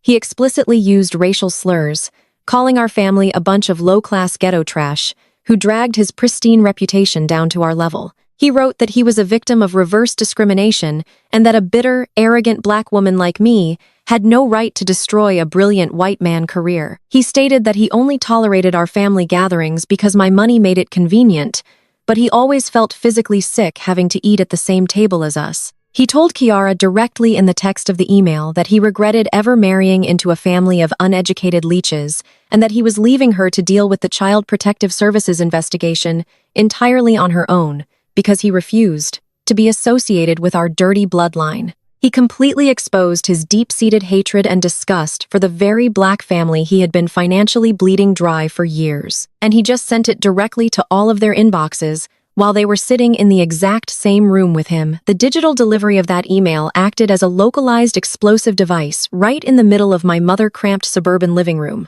I could picture the exact sequence of events unfolding with absolute cinematic clarity. Preston had been pacing the worn carpet, his face red with manic desperation, typing furiously on his laptop while connected to the slow residential wireless network. Kiara, Malik, Haley, and Beatrice were all sitting on the cheap furniture, staring at their respective disconnected smartphones, trying to figure out why their cellular service had suddenly vanished. The only devices receiving external data were the ones connected to the local network. When Preston slammed his finger down on the enter key, sending his vile, racist manifesto into the digital ether, the notification chimes echoed simultaneously across 4 different devices in that tiny room. Kiara opened the email first. My younger sister had spent her entire adult life worshipping the ground Preston walked on. She had alienated her own blackness and her own family just to conform to his rigid, oppressive standards of white suburban perfection. She had proudly paraded him around at family gatherings, treating his finance career as her personal shield against the world. She believed he was her perfect white knight who had elevated her above her roots. As she read the words glowing on her screen, that entire illusion shattered into a million jagged pieces. She read his blatant use of racial slurs.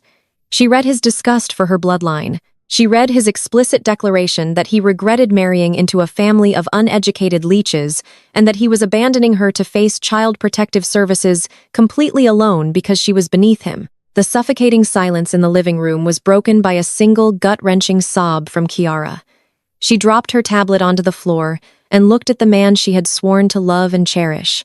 Preston realized his fatal error the moment he saw the look of absolute devastation and rising terror on his wife's face. He looked down at his own screen and saw the reply all distribution list. The arrogant finance executive who always claimed to be the smartest person in any room had accidentally broadcast his deepest racial hatred directly to his black wife and her entire black family. He tried to backpedal immediately.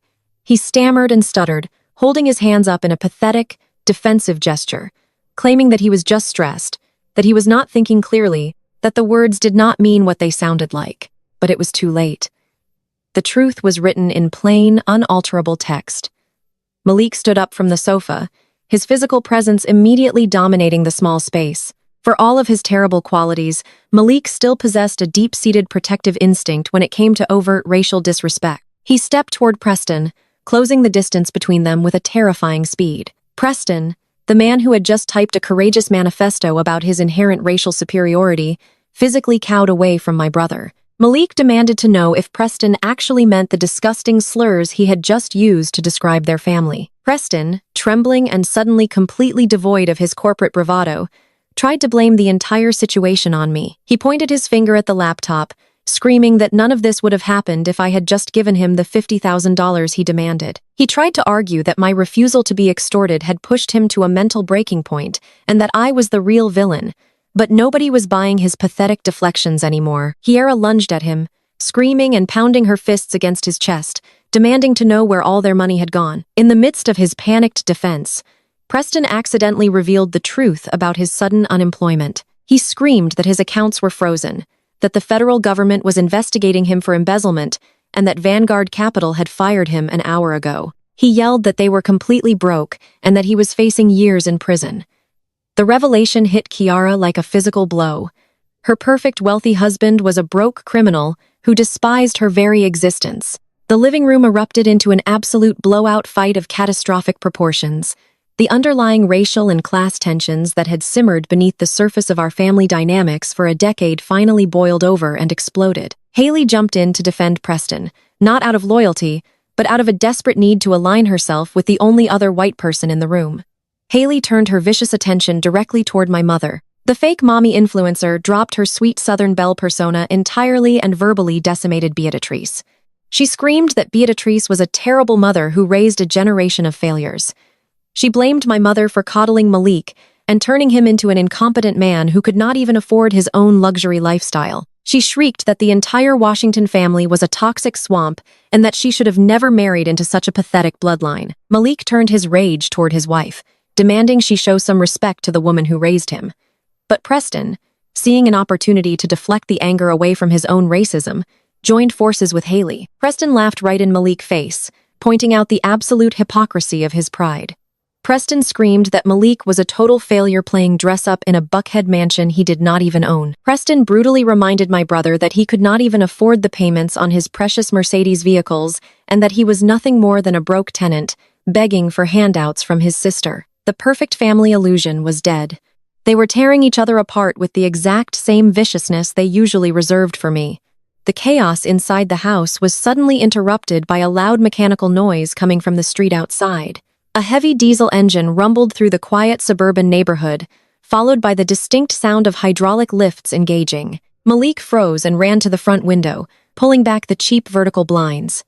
Parked directly in front of my mother's house was a massive commercial tow truck. The driver was already securing heavy metal chains to the front axle of Malik's primary luxury sport utility vehicle. Because I had canceled the automated financing payments through my corporate account, the auto lender had immediately flagged the vehicles for recovery. Since Malik had missed the prior month payment, and I had pulled the safety net, the bank did not waste a single second.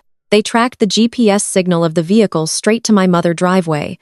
Malik ran out the front door into the freezing winter air, screaming at the tow truck driver to stop. He grabbed the metal chains, demanding they unhook his car, claiming there had been a banking error. The driver, a large, unbothered man in a high-visibility jacket, simply handed Malik a formal repossession notice and told him to step away from the machinery or the police would be called. The humiliation was absolute. The neighbors who had already witnessed the children crying on the porch and the police cruisers arriving earlier that morning were now standing in their yards watching Malik's prestigious luxury car being hauled away like garbage.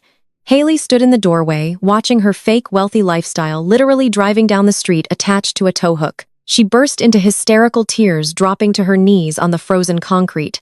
Realizing that she was completely ruined, Preston used the distraction of the repossession to make his cowardly escape. While Malik was fighting with the tow truck driver, Preston grabbed his expensive leather overnight bag and walked right out the back door of my mother's house. He left his 3 traumatized children sitting in the chaotic living room, He left his wife crying on the floor. He walked down the alleyway toward a main road to hail a taxi, abandoning the family he had just viciously insulted. He declared he was filing for divorce to protect whatever non-existent assets he had left and simply vanished into the freezing afternoon, leaving a trail of absolute devastation in his wake. Beatrice stood in the center of her living room, surrounded by the wreckage of her entire universe.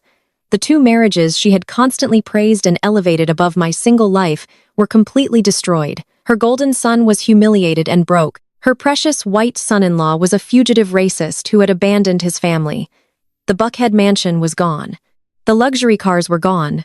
The cell phones were dead. The money had stopped flowing. She looked at the crying children, the screaming adults, and the sheer suffocating misery filling her home. The realization hit her with the force of a freight train.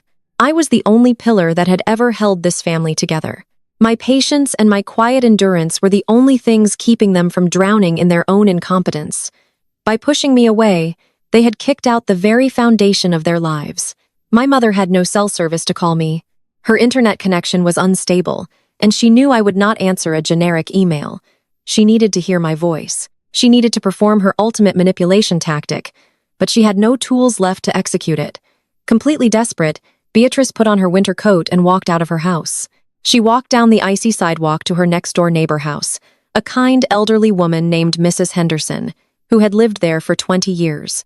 Beatrice knocked on the door, weeping uncontrollably, and begged to borrow her landline telephone for a medical emergency. Mrs. Henderson took pity on the crying woman and handed her the cordless phone. I was sitting on the wooden deck of my overwater bungalow, watching the sky slowly transition into a breathtaking tapestry of twilight colors when my phone began to vibrate. The caller identification showed a landline number from my mother neighborhood in Atlanta. I knew exactly what was happening. I let it ring 4 times, letting the tension stretch to its absolute limit before I finally swiped the screen and brought the device to my ear. I did not say hello. I just listened to the heavy, ragged breathing on the other end of the line. Zuri. My mother sobbed, her voice cracking under the weight of genuine, utter despair. Please, Zuri. Please answer me. It is Mom. I am calling from the neighbor house. I took a slow sip of my ice water, feeling the cool condensation on the glass. I am here, Beatrice, I replied, my voice stripped of all emotion, completely flat and clinical. She broke down completely, wailing into the receiver with a pathetic desperation I had never heard from her before.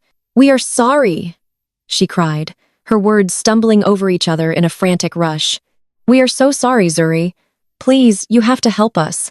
We have absolutely nothing left. They just towed Malik cars away from the driveway. Haley is having a nervous breakdown on the floor. Preston packed his bags and walked out the back door. He left Kiara and the babies. He sent that awful email and he just left. Please, Zuri. We are begging you. You are the only one who can fix this. Please save us. I listened to the woman who had spent my entire life calling me a failure and a disappointment, beg me to act as her savior. She was not apologizing for her behavior. She was apologizing because she was experiencing the consequences of it. She wanted the ATM to dispense cash, and she was willing to cry to make it happen. She wanted me to wave a magic wand, restore the luxury vehicles, pay off the debts, and magically stitch together a family that despised me. She thought her tears would reactivate my conditioned response to serve them. I did not immediately say no. I let the silence hang over the thousands of miles of ocean separating us. I let her sit in the terrifying quiet of the unknown. My mind was executing the final strategic moves of a flawless victory. I was not going to give them a single dime. I was not going to fix their marriages or restore their reputations, but I was going to give them the opportunity to look me in the eyes when I delivered the final verdict. I wanted to see their faces when they realized the exact magnitude of what they had lost. Go back to your house, Beatrice, I said, my voice perfectly calm and commanding. Gather Malik, Haley, and Kiara in the living room. I am going to send an email to your laptop with a secure video conference link. If you want my help, you will all be sitting in front of that camera in exactly 10 minutes. Thank you. She wept, her relief palpable through the phone line. Thank you, Zuri. We will be there. We will do whatever you say. I ended the call and set the phone down. I opened my laptop and generated a secure encrypted meeting link. I sent it to her email address and positioned my computer screen to perfectly capture the stunning view of the Bora Bora sunset behind me. I adjusted the lighting, ensuring my image was crisp and radiant. I was not just preparing for a conversation. I was preparing to deliver a corporate execution wrapped in a family meeting. I sat back, folded my hands, and waited for the attendees to join the digital room, preparing to close the book on my family forever. I closed my laptop and handed it to the private concierge, who was waiting patiently at the edge of my overwater deck. It was time to change the scenery for the final execution. I had chartered a private luxury yacht for the late afternoon, and it was currently anchored just a few yards away in the deep turquoise water of the lagoon. I stepped onto the pristine white deck of the vessel, feeling the gentle rocking motion of the ocean beneath my bare feet. The resort crew had already set up a beautiful outdoor lounge area, complete with plush white cushions and a chilled bottle of vintage champagne resting in a silver ice bucket. I asked the captain to position the yacht so the camera lens would capture the absolute perfect angle of the glowing tropical sunset and the iconic silhouette of Mount Otmanu in the background. I wanted my family to see exactly what peace and unbothered wealth looked like. I wanted the visual contrast between my paradise and their freezing, chaotic hell to be absolutely undeniable. I opened my laptop again, rested it on the polished mahogany table, and watched the digital waiting room of the secure video conference link. It did not take long for them to join. When the screen finally connected, and the video feed from Atlanta populated my display, the image was almost pathetic enough to evoke pity if I had any left to give. My mother had positioned her laptop on her cheap coffee table. The camera angle was pointed slightly upward, capturing the cramped, depressing reality of her living room. The 5 children were huddled in the background, wrapped in winter coats, because my mother apparently could not afford to keep the central heating running at a comfortable temperature now that I had liquidated her utility accounts. Malik sat on the sagging sofa looking absolutely unrecognizable. The arrogant real estate mogul who loved to flaunt his fake wealth was wearing a wrinkled hooded sweatshirt, his eyes red and swollen from crying over his repossessed vehicles. Haley was sitting on the floor next to him, completely stripped of her glamorous influencer persona. Her blonde hair was a greasy, tangled mess, and she was staring blankly at the floor, completely broken by the reality of her impending homelessness and the active Child Protective Services investigation. Kiara was shaking uncontrollably, clutching a throw pillow to her chest, her face stained with streaks of running mascara, and sitting right in the center was Beatrice, looking small and terrified. Beatrice spoke first. She tried to force a warm, maternal smile, but her facial muscles were trembling so badly it looked like a grimace. She begged me to please speak to them. She said she was so glad I was safe and that the family was just worried about my well-being. The absolute delusion it took to pretend she was worried about me after dragging 5 children to a police precinct to have me falsely arrested was staggering. I did not say a word. I just sat there on the deck of my yacht, the tropical wind gently blowing my hair, taking a slow sip of my champagne. My silence forced them to abandon the pleasantries and get straight to the desperate begging. Kiara leaned into the camera frame, sobbing so violently she could barely form coherent sentences. She begged me to fix the situation with Vanguard Capital. She said Preston had packed a bag and left her completely alone to deal with the social workers. She cried that he called her disgusting racial slurs and that he blamed our entire family for his ruined life.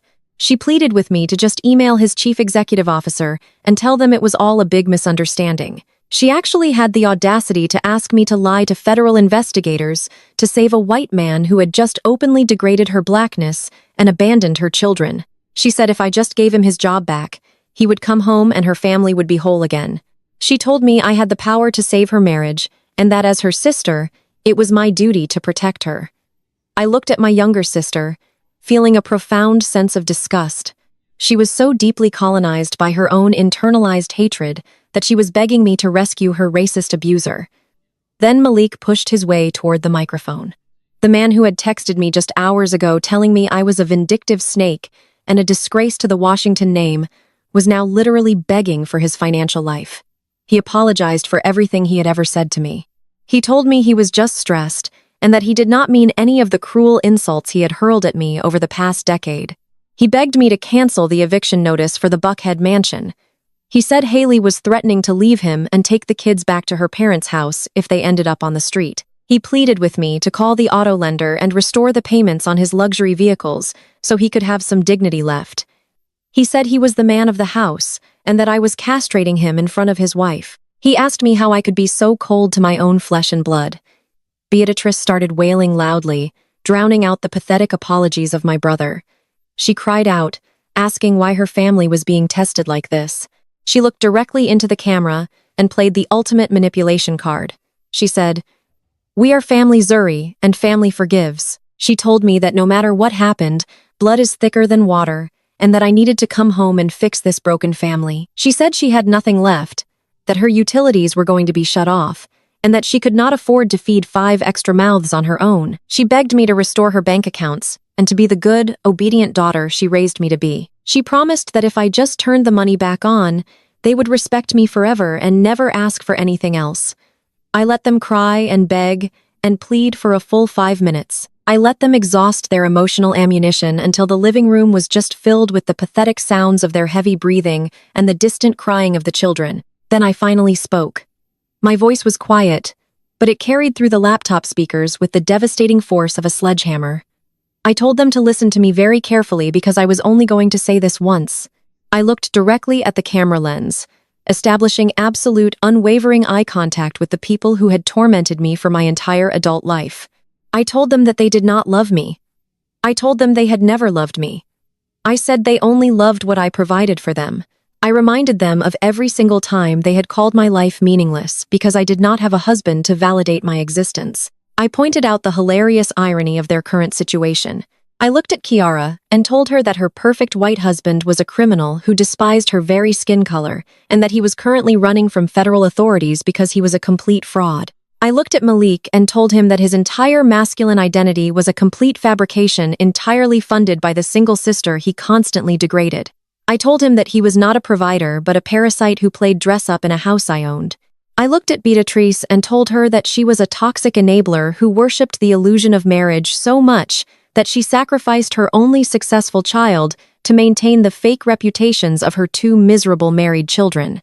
I continued dissecting their hypocrisy piece by piece, leaving them absolutely nowhere to hide. I reminded them that they had called me a failure, a lonely spinster, and a bitter woman, yet my money paid for the roof over their heads. My money paid for the cars they drove, and my money paid for the phones they used to insult me. I told them that they believed they were superior to me simply because they had managed to secure wedding rings while remaining entirely blind to the fact that their marriages were built on lies, debt, and extreme emotional abuse. I told them that they did not see me as a human being, but as a silent, automatic teller machine that they could kick whenever they felt insecure about their own pathetic lives. I told them that the grace period was officially over and the bank was permanently closed. I watched the brutal reality wash over their features. The horror on their faces was absolute. They realized in that moment that no amount of crying, pleading, or manipulating was going to work. The emotional well was completely dry, and the financial well had been filled with concrete. I reached down to the polished mahogany table next to my laptop and picked up a thick stack of legal documents. I held the papers up to the camera so they could clearly see the official state seals and the signature of my corporate attorney, Marcus Sterling. I told them that these were permanent restraining orders and formal cease and desist mandates. I explained that my legal team had already filed them with the court in Atlanta. I told them that if any of them ever attempted to contact me again, if they ever showed up at my corporate office, or if they ever tried to approach my private residence, they would be immediately arrested for violating a judicial order. I explained that my lawyer had compiled every single threatening text message, every instance of extortion, and the official police report from Christmas morning to ensure a judge would grant the maximum level of protection. Beatrice began to scream, slapping her hands against her coffee table, begging me not to abandon them. She cried that they would not survive without me, and that she was sorry for everything she had ever done. Kiara fell completely to the floor, disappearing from the camera frame as her sobbing turned into hyperventilation. Malik just sat there staring blankly ahead, completely paralyzed by his impending ruin. Haley covered her face with her hands, unable to look at the screen. I looked at their miserable, fractured existence one last time. I felt no pity. I felt no sorrow. I felt no lingering sense of familial obligation. I felt nothing but the warm sun on my skin and the brilliant, limitless future stretching out before me. I leaned closer to the microphone and delivered my final sentence. I am not fixing anything. I whispered, my voice as cold as ice. You are all cut off forever. I moved my mouse over the red button on the screen and clicked End Meeting, severing the connection and plunging their world into absolute permanent darkness. 6 months passed since that day on the yacht in the South Pacific. The transition from winter to summer brought a physical and metaphorical thaw to my existence, while plunging my former relatives into a permanent ice age of their own making. The silence that followed my final video conference was not just the absence of noise. It was the heavy, suffocating quiet of a structural collapse. They had spent their entire lives treating my boundaries as suggestions and my bank accounts as public utilities. When the concrete finally dried over the well, they were forced to confront the terrifying reality of their own reflection. Society always expects the successful single black woman to pour her hard-earned resources back into a bottomless pit of familial dysfunction, to sacrifice her own peace to maintain the illusion of a happy family. They had expected me to be the typical mule carrying the weight of everyone else. Mistake aches on my shoulders just because we shared the same last name. When I refused to play that role, their entire ecosystem imploded. Preston faced the absolute full wrath of the federal government and the corporate legal system. I received regular detailed updates from Marcus regarding the criminal proceedings. Preston tried to use his usual arrogant charm in the courtroom, attempting to charm the federal judge and play the victim of a corporate misunderstanding, but the judge was completely immune to his white corporate privilege. The embezzlement was so blatant, and the paper trail I provided was so meticulously organized that his high-priced defense attorneys eventually dropped his case when his frozen accounts meant he could no longer pay their exorbitant retainer fees. He was forced to swallow his pride and rely on an overworked public defender. He managed to avoid a lengthy federal prison sentence only by accepting a devastating plea deal that required absolute financial restitution and a permanent felony record. The man who once mocked my software company as a cute little coding hobby for women was now working 50 hours a week at a discount home improvement store. He spent his days taking inventory, unloading heavy boxes from delivery trucks, and sweeping concrete floors just to meet his court-ordered monthly payments. His custom-tailored Italian suits were replaced by a stiff, scratchy polyester uniform shirt with a plastic name tag. His limitless corporate expense card was replaced by a minimum-wage paper paycheck. He had to take direct orders from managers he would have previously crossed the street to avoid looking at. His entire identity of racial and financial superiority was ground into dust under the heel of the justice system. He thought he controlled. Kiera had nowhere else to go when the illusion of her perfect marriage shattered. When Preston abandoned her to save himself, she was forced to pack all her belongings into black garbage bags and move her 3 traumatized children back into our mother-cramped suburban house. The same house where Beatrice had previously ruled as a comfortable, relaxed matriarch was now a claustrophobic nightmare of screaming children and mounting resentment. Without my invisible financial support, automatically covering the property taxes and the expensive utility bills, the crushing weight of basic survival crashed down on Beatrice. She was 58 years old and had not worked a real job in over a decade, preferring to live off my silent generosity while criticizing my life choices to anyone who would listen. Now she was forced to accept a position as a retail greeter at a massive chain superstore just to keep the electricity flowing and feed her 5 sudden dependents. She spent 8 hours a day standing on her swollen feet on hard linoleum floors, checking receipts and forcing a polite, subservient smile for strangers. The humiliation was absolute. Occasionally, she would have to greet people from her old church or social circles, the very same people she used to brag to about her wealthy, successful son and her elite son-in-law. Every time her aching legs throbbed and her back cramped, she was brutally reminded of the comfortable, debt-free life she threw away just to protect her own toxic pride. She spent her evenings in a noisy, messy house, rationing cheap groceries, and listening to Kiara cry about a man who hated their very existence. Malik and Haley experienced perhaps the most spectacular and public humiliation of them all. The 30-day eviction notice from the Buckhead mansion was executed with absolute legal precision by my property management firm. They tried to fight it, but they had absolutely zero legal standing against a holding company with unlimited resources.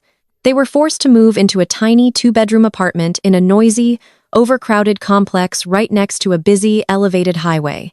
The thin walls offered no protection from the sounds of their neighbors or the constant roar of traffic. Haley desperately tried to salvage her lucrative career as a mommy influencer. She attempted to post a heavily edited video claiming they had willingly decided to downsize to embrace a minimalist, authentic lifestyle for the sake of their children. But the internet never forgets, and the digital world is completely ruthless.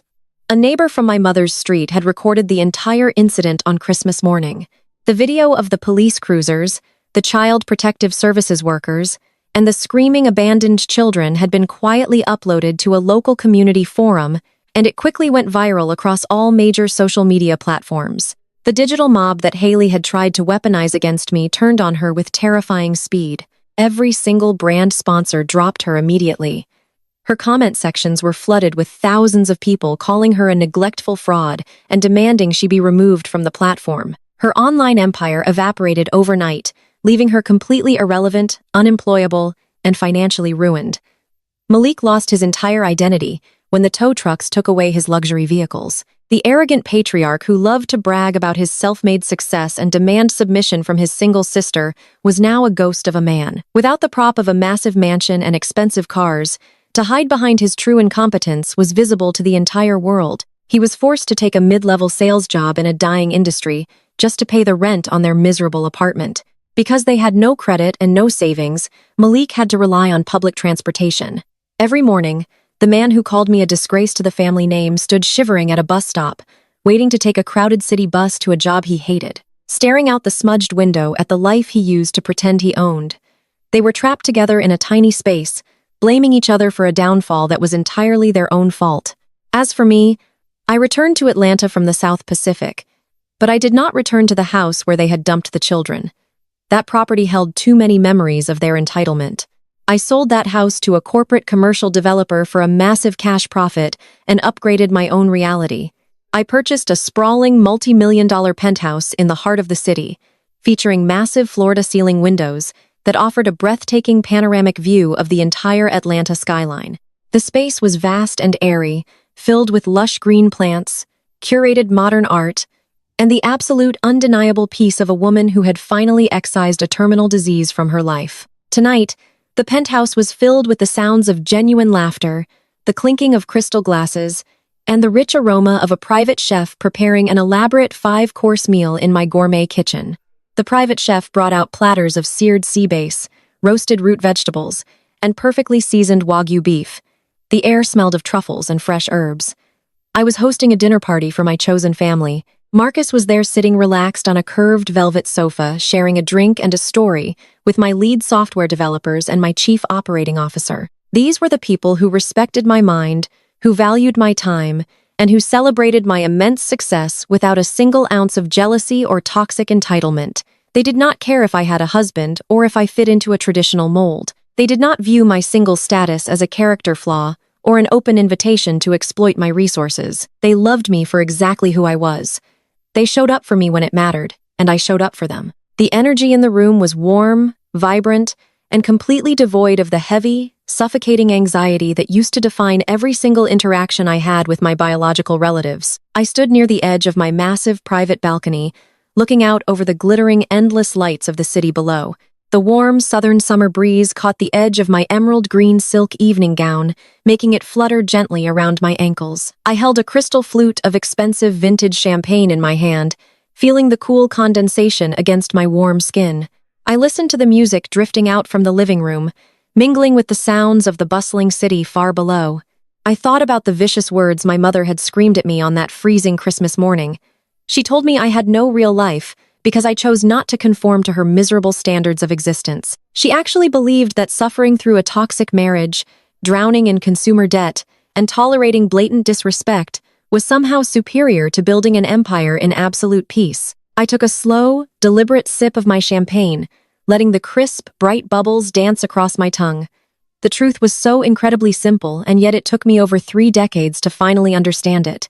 Blood does not make a family. Blood is just a biological accident, a random sequence of genetics that dictates nothing about loyalty, respect, or love. My real life did not end when I cut my biological family off and left them to face their own disastrous consequences. My real life actually began the exact moment I clicked that red button on my laptop and plunged their parasitic world into absolute permanent darkness. I had shed a tremendous amount of toxic weight, and in return, I had gained the entire world. I turned away from the sprawling city lights and looked back inside my beautiful, peaceful home, watching my real family raise their glasses in a joyous toast to my continued success. I smiled, taking another slow sip of my drink. I was completely unbothered, completely free, and absolutely untouchable. The glittering lights of the city faded into the soft background as I walked back into the warmth of my own perfect creation, leaving the ghosts of my past entirely in the dark. The most profound lesson from this story is that shared biology does not automatically entitle anyone to your peace, your resources, or your sanity. For years, enduring toxic family dynamics was disguised as loyalty, while generosity was routinely met with ungratefulness and cruel entitlement. True liberation begins the exact moment you stop seeking validation from people who are committed to misunderstanding your worth. Setting absolute and unbreakable boundaries is never an act of malice. Rather, it is the ultimate act of personal protection. You owe absolutely nothing to those who only value you for what they can aggressively extract today. If this story resonated with you, please hit the like button and share your own experiences with setting firm family boundaries in the comments below.